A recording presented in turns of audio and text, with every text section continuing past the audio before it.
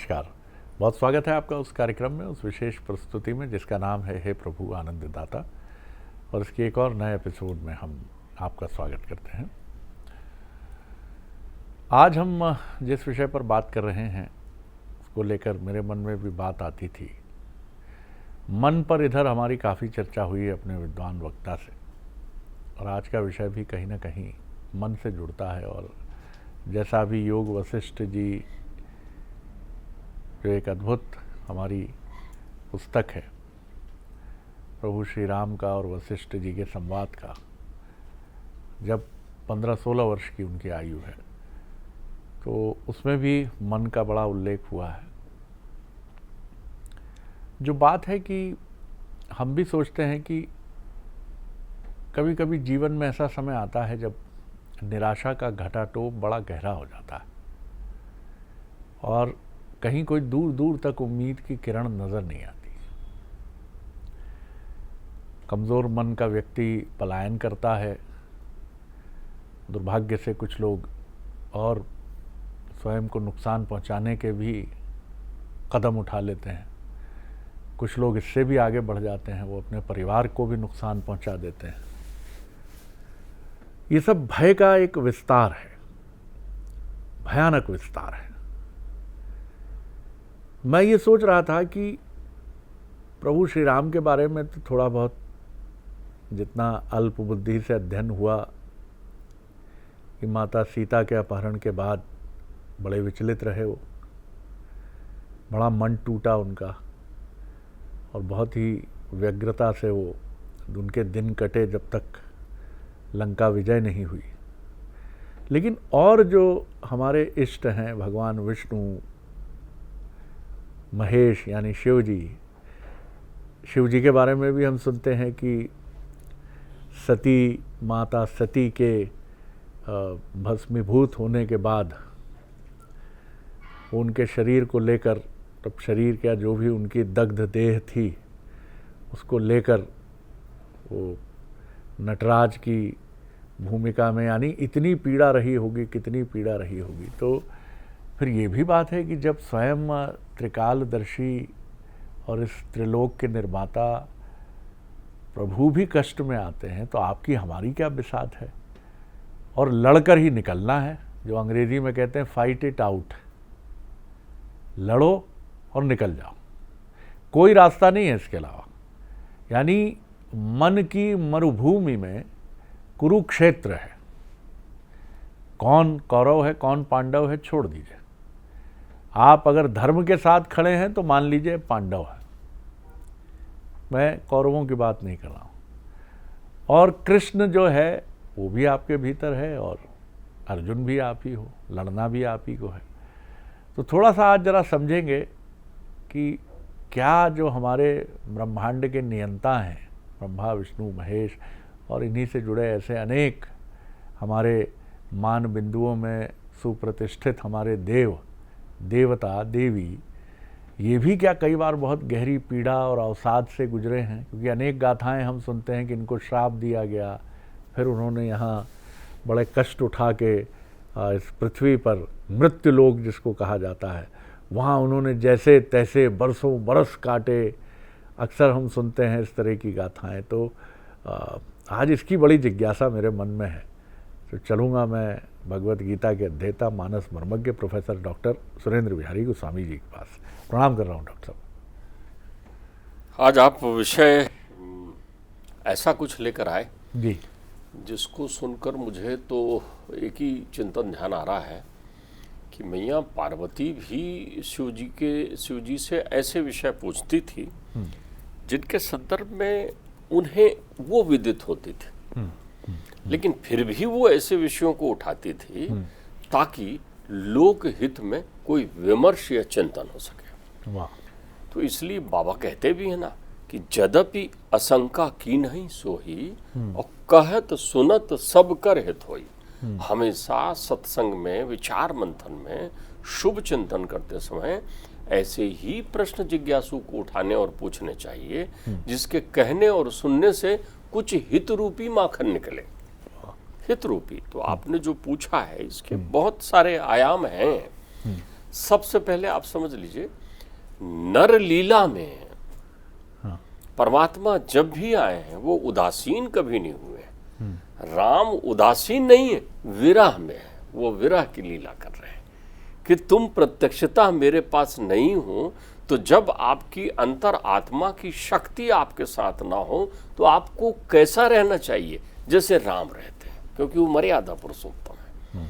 वो उस बरसते पानी में भी काम के अधीन नहीं है, वो सीता को काम के लिए ध्यान नहीं कर रहे हैं, क्योंकि 14 वर्ष का जो उनका जीवन है वो काम का जीवन नहीं है, वानप्रस्थी जीवन है। वहां कोई सांसारिक प्रक्रियाएं नहीं वर्णित है। तो अब आप एक समझ लें कि ईश्वर विरह में, नरलीला में विरह की प्रक्रिया करते हैं। वही जैसे गोपिकाएं रास में अदृश्य हो जाने पर विरह में गोपिका गीत गाती हैं। कृष्ण जो है वो गोपिकाओं के को न देखकर उनके अंतर चिंतन में भी विरह उत्पन्न होता है, जिसको दूर करने के लिए पाती लेकर उद्धव जाते हैं। उदासीन कभी नहीं होते। वो तो पुरुष को ये शिक्षा देने आते हैं कि देखो बेटा, दुख यदि आ जाए तो कैसा आचरण करना चाहिए। संसार में ये शिक्षा देने आए। रहा सवाल जीवन के अनेकों अनेक प्रक्रियाओं में, परमात्मा रूपी जो तत्व है, जो परमात्मा रूपी जिसे आप लोग कहते हैं गॉड पार्टिकल है बोलचाल की भाषा में, उसका प्रत्येक पल, प्रत्येक क्षण, प्रत्येक लव संसार में सृष्टि के नियमों को के अंतर्गत उद्भव, स्थित और संहार से संबंधित होता है। ब्रह्म सूत्र भाष्य में व्यास जी लिखते हैं, अथातो ब्रह्म जिज्ञासा। जब ब्रह्म के संबंध में जानना चाहते हैं तो पूछते हैं, तो उसके उत्तर में वो कहते हैं जन्माद्य से यथा, यतः, जो जन्म यानी उद्भव और स्थित और संहार तीनों के लिए उनका पल है।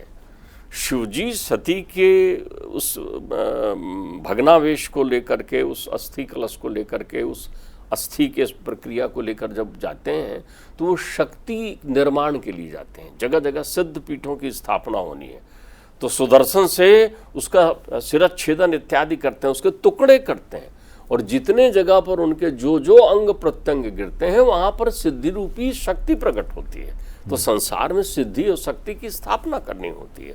तो परमात्मा की ये सब प्रक्रियाएं हैं, क्योंकि परमात्मा कभी भी उस उदासीनता को प्राप्त नहीं कर सकते, लेकिन मनुष्य के साथ ये संभव होता है।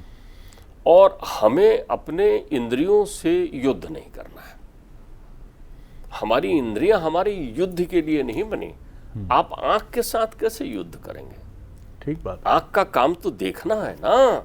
तो अब आंख से आप देख रहे हैं, अब आपकी दृष्टि काम में है, तो आप आंख को कहो कि मैं फोड़ देता हूं आंख। कहते हैं सूरदास जी ने अपनी दृष्टि इसलिए वो कर दी थी ताकि मुझे संसार ही ना दिखे, लेकिन उसके बाद उन्होंने दिखा अंतर्मन में तो संसार दिखता है ना। उन्होंने तो अंतर्मन में परमात्मा की विभिन्न लीलाओं को देखा और ऐसा लिखा कि जैसा कोई आंख से देख के नहीं लिख सकता। वो आंख तो अज्ञ, अकोविद, अंध, अभागी, चारों नेत्र जो है उसको भी तो तुलसीदास ने फोड़ा ना, और फोड़ के नई सृष्टि का निर्माण किया। तो हम अपनी इंद्रियों से युद्ध नहीं कर सकते। हम अपने हाथ को स्पर्श से नहीं रोक सकते, लेकिन उसकी अनुभूति हमारे चित्त में कैसी हो। आप बार बार योग वशिष्ठ का नाम लेते हैं। योग वशिष्ठ में एक बड़ी कृपा हमारे संतों ने की है। आप समझिए, वेदों में लिखी क्लिष्ट बातों को उपनिषदों में उसको और सरल करके समझाया, उपनिषदों से निकालकर पुराण में उसको और संवरण कर दिया, विस्तार से कर दिया, व्यवस्था से बना दी। फिर पुराण को भी अध्ययन करने का हमारे पास समय नहीं था, तो परमात्मा ने कलिकाल के संताप का हरण, संताप को कम करने के लिए पृथ्वी फिर पहुंची थी शिव जी के पास। जब एकदम कलयुग जो है परीक्षित जी के जाने के बाद घोर स्वरूप में आ गया और तेजी से अपना पाखंड चारों तरफ फैलाने लगा, तो त्राहिमाम कर गई पृथ्वी। उन्होंने कहा ये तो कली जो है, आपके शब्दों में कहें, ये तो 2020 का मैच खेल रहा है साहब। इतनी तेजी से थोड़ी युग चलता है, इतना पापाचार अनाचार थोड़ी बढ़ता है। ऐसे कोई मंदिर थोड़ी तोड़े जाते हैं, ऐसे कोई संतों की हत्या थोड़ी की जाती है, ऐसे कोई भक्तों को प्रताड़ित थोड़ी किया जाता है, ऐसे कोई मनुष्य रहने की मर्यादा थोड़ी भंग करता है। ये तो शनै शनै होना चाहिए, लेकिन ये तो कली महाराज बहुत जल्दी में है। बोले ये तो अपने प्रथम चरण में ही चौथे चरण की प्रक्रियाएं कर रहे हैं। कुछ ऐसी घटनाएं होने लगी चारों तरफ, तो गंगा भी व्यथित हो गई। तो मैया फिर पहुंची, उन्होंने शिव जी की आराधना की। उन्होंने कहा महाराज, ये कलयुग का ताप से हमारी रक्षा करिए। कौन यहाँ धर्म संस्थापन जो कर गए हैं उनको थाम कर रखेगा। तब मेरे परमात्मा शिव ने शंकर के रूप में उतार लिया, आचार्य शंकर बनकर आए और 4 पीठों की स्थापना की, 4 दिशाओं में 4 द्वार बनाए। और उन्होंने कितना सुंदर मंत्र बनाया, लोगों को जीने की कला और इंद्रियों के संदर्भ में सावधान करने के लिए, विचार मंथन को शुद्ध करने के लिए, उदासीनता के दोष को भंग करने के लिए उन्होंने अनेकों अनेक रचनाएं की, संक्षिप्त में प्रक्रियाएं बताई, जीने का ढंग बताया। वो उस समय बैठकर जानते थे कि शार्टेस्ट एक कुंजी होती है ना परीक्षा में बैठने की, उन्होंने कुंजी बना के दे दिया आपको। कई प्रश्नों के उत्तर दे दिए। उनके साथ आचार्य चाणक्य जैसे लोग आए संसार में, जिन्होंने जीने की आपको कला बताई, जिस चाणक्य की नीति बनाया, जीने का ढंग बनाया। उनके बाद ही हमारे साधु संत इत्यादि आए, तुलसी आए, जिन्होंने मानस की संरचना कर दी आपके बीच में। इनको सूक्ष्मतम सरलतम से सरलतम बना दिया आपके जीवन में। लेकिन क्या आप कभी इनको पढ़ने का प्रयत्न करते हैं? इनने जो कहा है उसके अर्थ जानने का प्रयत्न करते हैं? अगर कर लें तो आपके जीवन से ये तोष प्रतोष खत्म हो जाए। शरद जी, आप देखिए कितनी सुंदर बात वो कहते हैं। हमारे जीवन में उदासीनता का मूल कारण क्या है?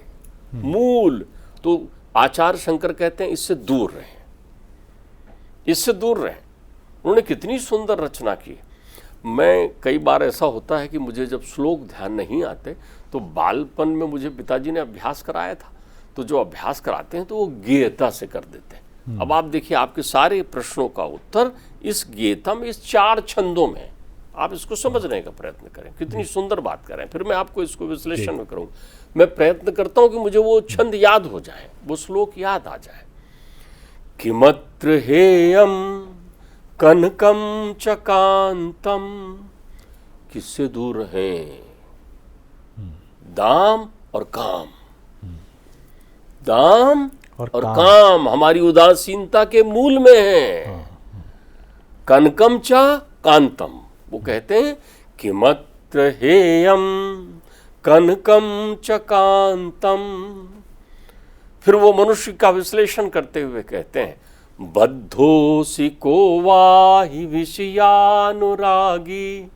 को वा विमुक्ते ही विषये विरक्ति, को वासी घोरो नरका स्वदेहा, और तृष्णा क्षयम स्वर्ग पदम किमस्ति, को वा दरिद्रो ही विशाल तृष्णा, को वा दरिद्रो ही विशाल तृष्णा, श्रीमंत को यश समस्त तोषा, को दीर्घ रोगो भव एक साधो, और किमौषधम तत्र विचारे वा। वो कितनी सुंदर बात कह रहे हैं। आपको जीवन में कभी उदासीनता नहीं आएगी। आप जीवन के सार को इस आचार्य शंकर के द्वारा वर्णित प्रत्येक श्लोक के एक एक शब्दों को समझकर जीवन में हमेशा आत्मविश्वास से लबरेज हो सकते हैं, भरे हो सकते हैं, बल मिल सकता है। वो सावधान करते हैं कि इस कलयुग में दाम और काम से सबसे पहले दूर हो जाइए। दाम और काम से ध्यान रखिएगा। साम दाम दंड भेद, ये तो इस पर हमारी चर्चा हो गई है, लेकिन वो बड़े सुंदर रूप में कह रहे हैं कि मनुष्य उदासीन किसके लिए होता है? मनुष्य तड़पता किसके लिए है? सोना के लिए, दाम के लिए, कैसे पैसे आ जाए, कैसे घर बन जाए, कैसे मैं बड़ा आदमी बन जाऊं। आप इससे ही विचलन को प्राप्त करते हैं, आप इससे ही दुखी होते हैं। न मिले तो दुखी होते हैं, मिल जाए तो दुख का प्रयोजन आपके साथ लेकर आ जाता है। और कांतम आपकी दृष्टि दूषित कर देता है। जैसे ही दाम आया नहीं या दाम का चिंतन नहीं आया, आप कामी हो जाते हैं, आप अपराधी हो जाते हैं। आपकी दृष्टि में कमाल है, मलमूत्र के प्रति आपका इतना आकर्षण, ओ हो, कमाल है। मलमूत्र के प्रति, संसार में इस चमड़े के प्रति आपका ऐसा आकर्षण, क्या इसके लिए आए हैं चमड़े के लिए आप? ऐसी प्रीति, हेयम कनकम चकांतम कहते हैं। फिर वो कहते हैं बंध जाता है आदमी। कई बार हम कहते हैं करें क्या, बहुत कोशिश करते हैं लेकिन निकल नहीं पाते। बहुत कोशिश करता हूं शराब छोड़ने की, छूट नहीं पाती। बहुत कोशिश करता हूं चोरी ना करूं, झूठ ना बोलूं, गुस्सा ना करूं, दुनिया के विकारों के प्रति अपना कहते हैं कोशिश करते हैं, वो जकड़ लिया है। किसने जकड़ा है? आचार्य उत्तर दे रहे हैं, को वासी बद्ध हो, कौन बंधा हुआ है? विषयानुरागी।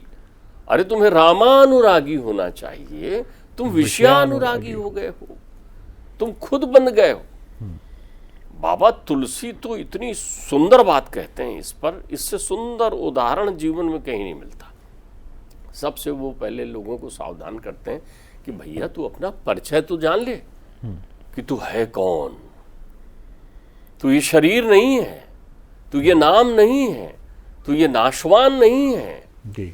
तो तू कौन है? तो वो कितना सुंदर, इससे गावड़ी भाषा, वो कहते हैं मैं गावड़ी भाषा में लिखकर आपको दे रहा हूं। गंवारू भाषा कहते हैं वो। बाबा रामचरितमानस में कहते हैं कि मैं ये गंवारू भाषा में लिख रहा हूं ये। लेकिन ध्यान रख लेना, भाषा गंवारू है, लेकिन जिसके लिए लिख रहा हूं ना, उसके कारण मेरी ये गंवारू भाषा संस्कृत के श्लोक से ज्यादा प्रसिद्ध हो जाएगी, क्योंकि इसमें मैं राम की कथा कह रहा हूं। तो कितनी सुंदर बात कहते हैं, मैं और मोर तोर ते माया और ते ही बस कीन है जीव निकाया। ये मैं और तेरा, दो लोगों का भेद कर दिया हमने। मेरा तेरा, क्या मेरा क्या तेरा, द्वैत आ गया यहाँ। ते ही बस कीन है जीव निकाया। फिर वो कहते हैं ईश्वर अंश जीव अविनाशी और चेतन अमल सहज सुख राशि। अरे तो सुख का धाम है भैया, मनुष्य बनकर आया है तो इससे सुंदर कुछ नहीं हो सकता। भारत में आया है, मनुष्य बनकर आया है तो सुख धाम है। लेकिन तब फिर ते माया बस भयउ गुसाई और बंधउ कीर मरकट के नाही माही। अब वो बंध गया है, कैसे? जैसे मरकट बनता है और जैसे कीर यानी मिट्ठू बनता है। ये बंधे नहीं है, मुक्त हैं। सुराही में चना, हाथ डाला बंदर ने और मुट्ठी बांध ली। अब सुराही से हाथ निकल नहीं रहा है, उसको लगा है सुराही ने मुझे पकड़ लिया है। को वासी बद्धो ही विषयानुरागी। संसार के सारे लोग इस भवकूप में पड़े, भवकूप रूपी सुराही में अपना हाथ डाल के वो माया रूपी चना को पकड़ लिए हैं और बोलते हैं इनने हमें पकड़ लिया है। अरे काहे पकड़ लिया है? को वा विरक्ते विषया विरक्ति।